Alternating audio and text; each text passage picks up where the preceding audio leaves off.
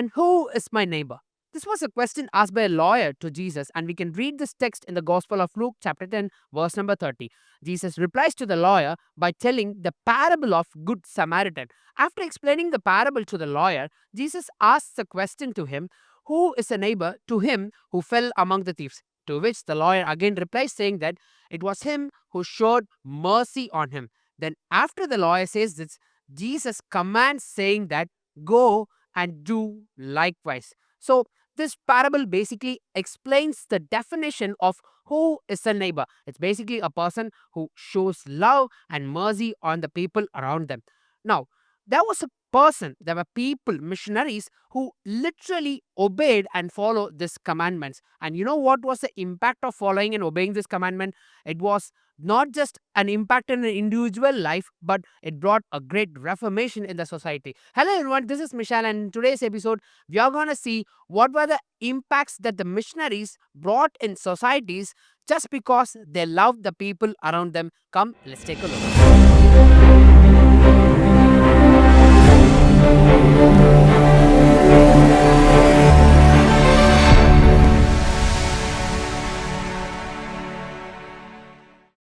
During the 19th century, there were many cruel rituals and practices in the Indian society. When the missionaries came to India, they couldn't just restrict themselves by seeing the people being oppressed and being put into tough scenarios where their lives were made miserable. So the missionaries stepped in, they risked their life, and they took all actions to ensure that there was a change brought in the society. They started to help the people, and the impact was major social reformations in India. Today, we are going to look at two major social issues which the country of India had, and what was the reformation which the missionaries had brought. Number one, Sati Regulation Act 1829.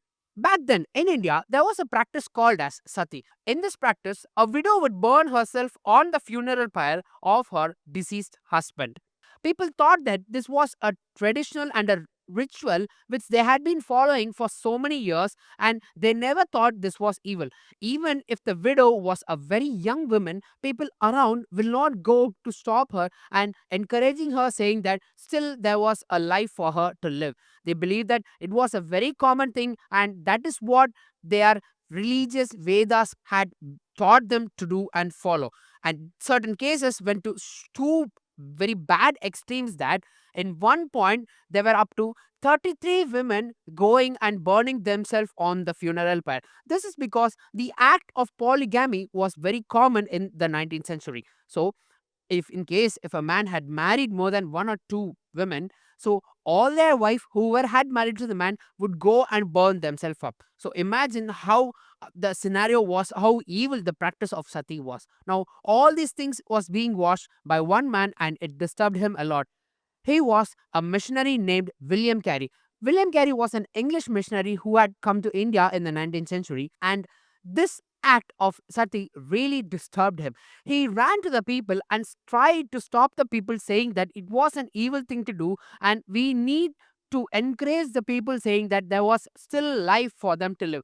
But the people did not stop or did not listen to what William Carey was saying, but rather they were saying that they had religious approval for the act which they were doing. So, very determined after William Carey heard these things, he goes back and starts to learn their Vedas in the language of Sanskrit and Bengali, and to ensure that he wanted to know what exactly their Vedas was teaching. And after learning this, he again goes back to the people and starts to point out the scripture, saying that nowhere in their religion this act was being entertained. But still, the people were not convinced about what William Carey was saying. But William Carey did not stop for anything. He took all measures, he risked his life, and he put so many efforts to ensure that this evil practice was put to an end. And after rigorous fighting for more than 25 years, the Sati Regulation Act was passed in the year 1829, banning the concept of sati. Something which we need to make note of here is that it also stated that anyone who assisted or allowed this act of sati will also be arrested. And that's how the end came to the evil practice of sati. And slowly this act was passed on in Mumbai, in Calcutta, and within a short period of time entire India banned this concept of sati. This That's how a great reformation in this particular evil issue was brought by the missionary William Carey. Number two, Devadasi system. Now, before talking about the Regulation Act which was passed for Devadasi, we need to know what exactly the Devadasi system was all about. There was a concept of Devadasis where young, talented girls were chosen in villages and they were married to the deities which the people followed. This was especially more vigorous in South India. Now, they were married to the deities, and what they believed that they even considered those young girls as sacred figures. What they did is that they trained the young women in music and dance and some other arts also. And this is an outward view for us, while people might look like they are trying to protect their culture, they are trying to protect their customs, but there is a evil part behind this. People who are very powerful, rich and wealthy, they started to take advantage of these girls. Over a period of time, the system started to lead to a widespread sexual abuse. So many young women were started to be sexually violated, and all of these was done without the consent of the young women, whether they were interested or whether they were ready to give themselves to become a Devadasi. They were trapped inside the temples, they did not have another life, and even if they tried to escape the temple, they were chased, they were forced, and they were again dragged back to the temples out of pressure and not out of their own consent. What people believe that by doing such activities, they were worshipping the gods whom they actually followed. Now, some parents, even in case if the village people forced the children, they would not stop the people because they believe that in case if they did not allow the child, then there would be a curse on the city. That's how the evil practice was there behind the concept of Devadasi system. But one day, there was a little girl named Preena who escaped a temple and she runs into a house. This time, she runs into a house of a missionary whose name was Amy Carmichael. Few weeks back, we saw the life of Amy Carmichael, what was her missionary, what was her ministry, how she served among the kids, and how she lived a great, amazing spiritual life.